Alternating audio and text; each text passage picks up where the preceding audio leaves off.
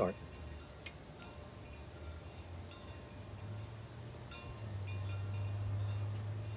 Shortly after I explained the power and authority of a federal grand jury, Jeanine Pirro asked for indictments from federal grand juries in D.C.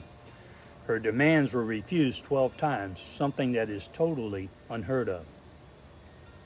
Now that the sleeping giant known as a federal grand jury has been awakened, now when they know the power, authority, and responsibility of their office, it is time for them to enforce the law and address the Trump crime organization.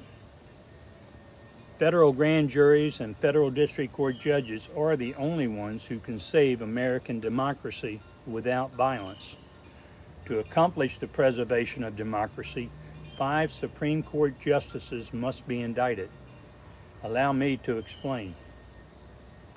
In deciding the case of Trump v. Anderson, 5 justices conceded that Trump engaged in insurrection on January 6.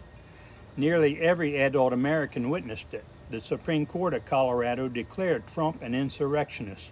Once an insurrectionist, always an insurrectionist. These 5 justices on page 10 of their decision said they knew about 18 U.S.C. 2383. That law mandates without exception that no one give aid or comfort to an insurrectionist. That prohibition applies to senators, congressmen, the president, and Supreme Court justices. After all, the authors of that law had just lived through the bloodshed and devastation caused by insurrectionists and their supporters. These 5 justices decided in Trump v. Anderson that Trump could remain on the ballot for president. That is an act of giving Trump aid and comfort.